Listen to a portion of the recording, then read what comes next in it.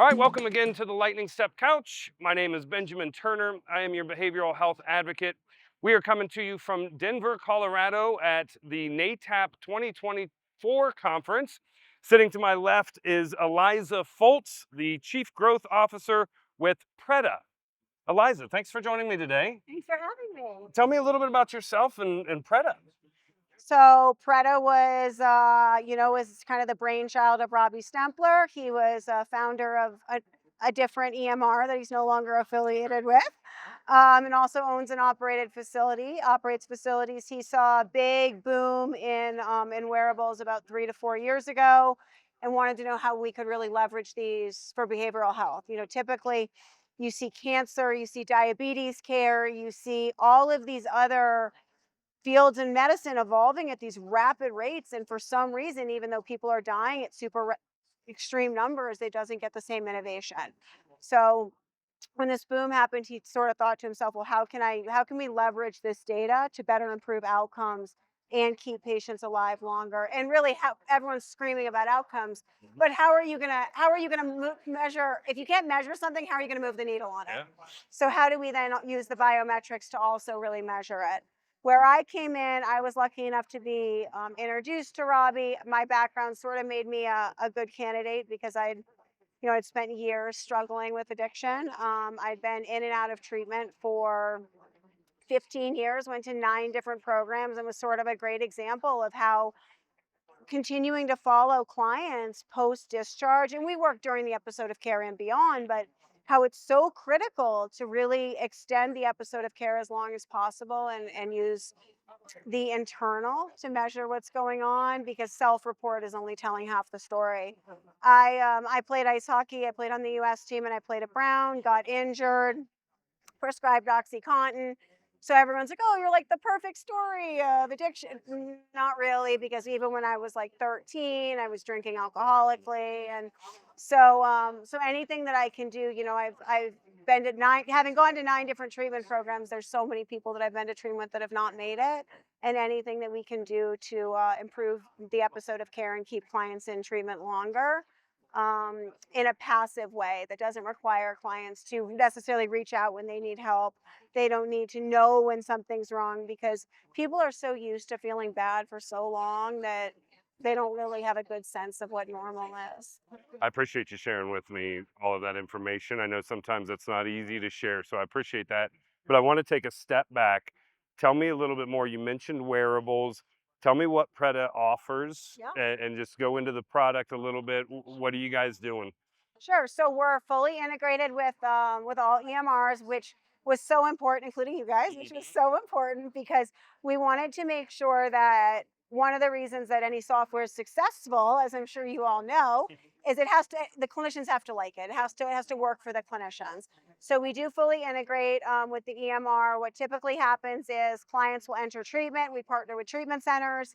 They'll get a Fitbit or an Apple Watch. We're looking to integrate with all the wearables, so Garmin, Aura, but really Fitbit and Apple are the main 2 right now.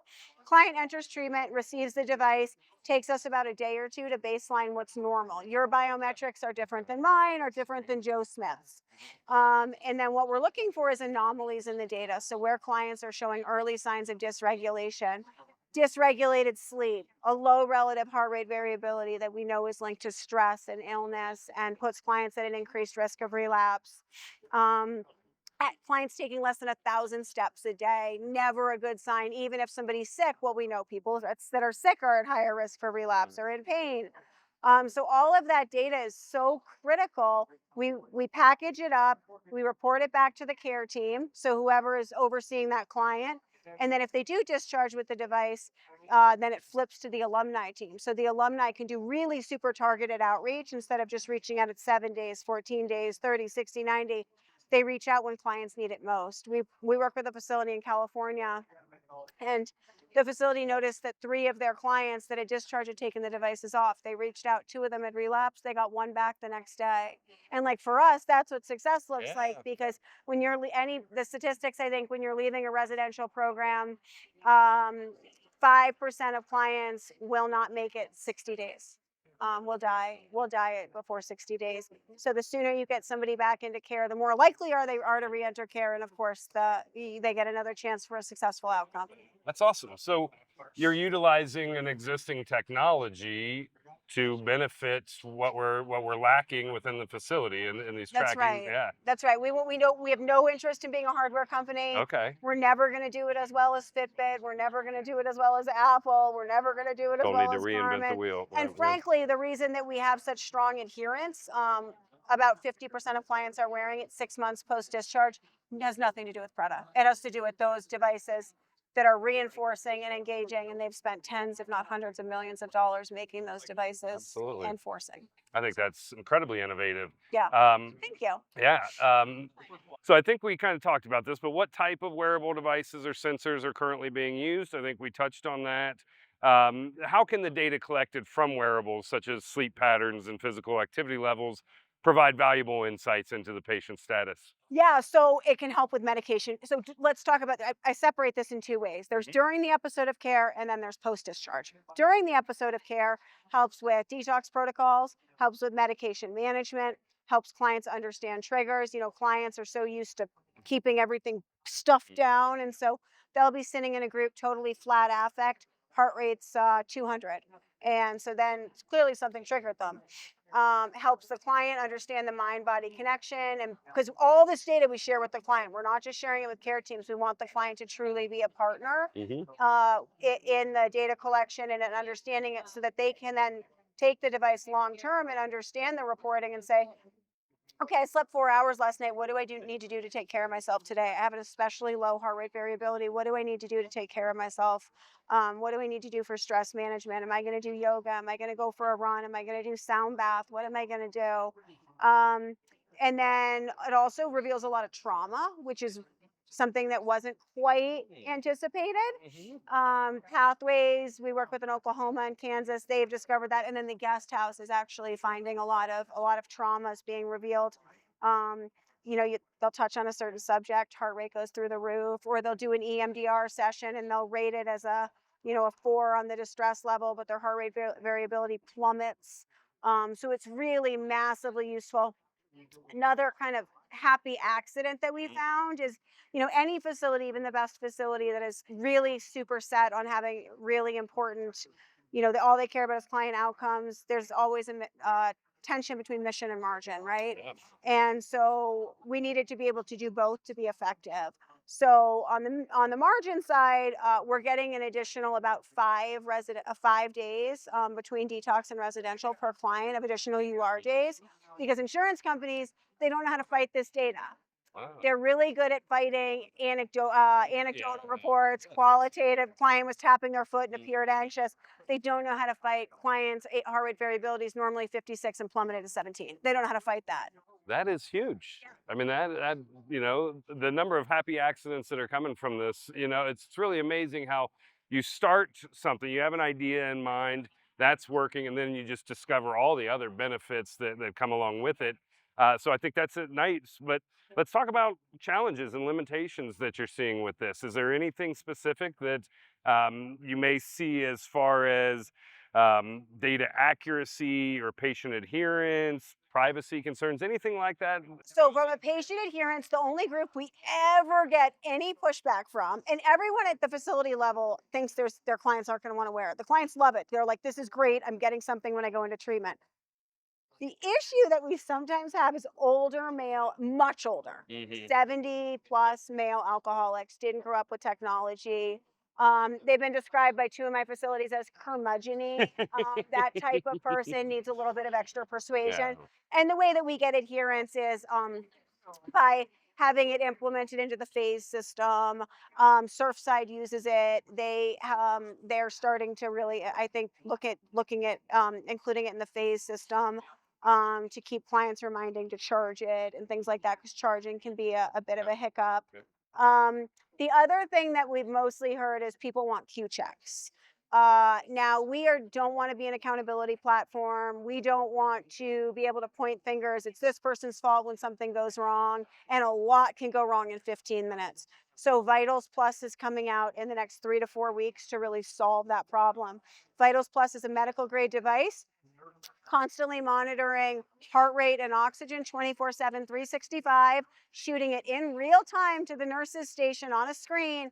And this whole screen is going to light up red, and alerts are going to be sent to every nurse when a client's out of range. And hopefully that solves the issue of Q checks.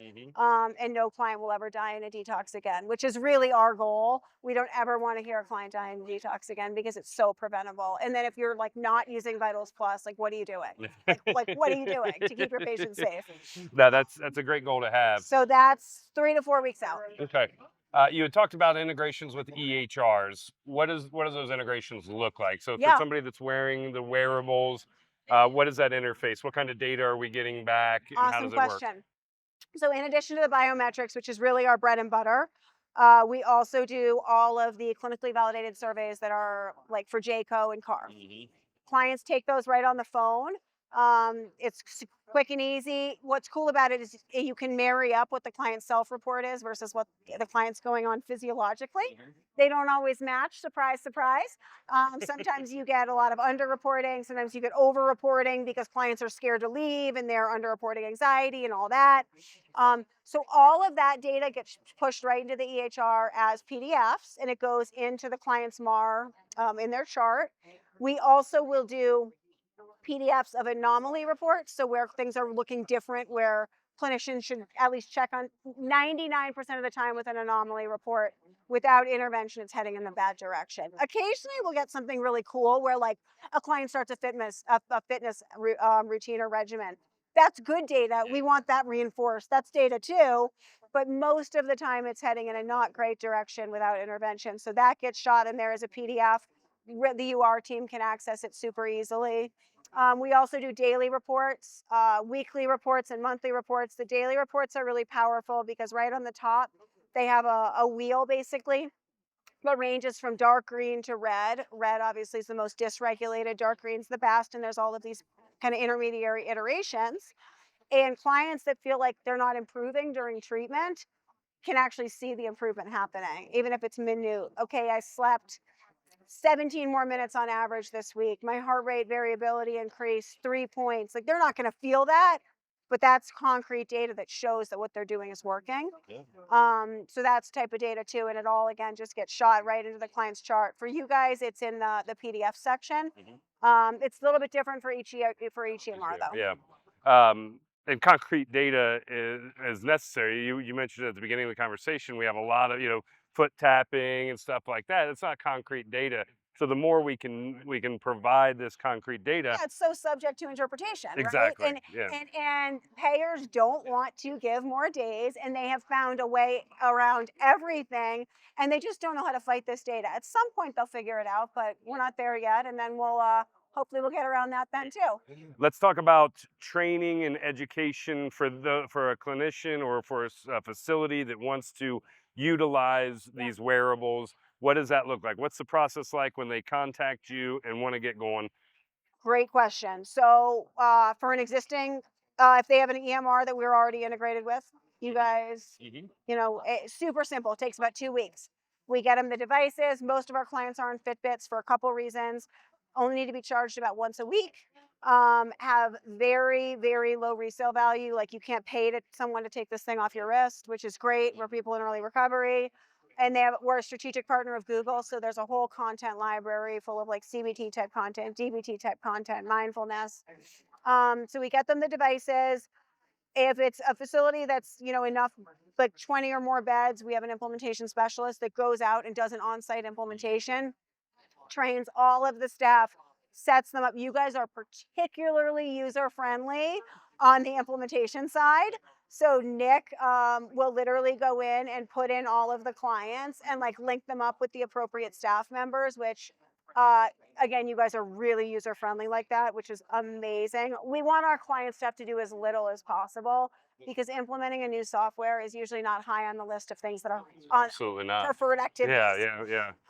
And then Nick will also go and put all the bands on the wrists the first time, because if putting 20 bands on wrists is very different than putting, one on for every new admission.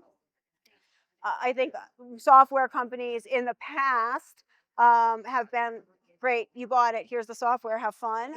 We are very, very user friendly like that. And so we try to do on-site implementations. Awesome. Awesome.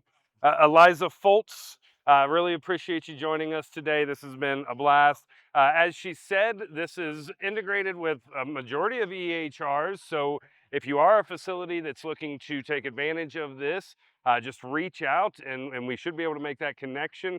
If not, we can work with them. So Eliza Foltz, Chief Growth Officer at Pretaa. I appreciate you sitting down with me today. Yeah, have a great one.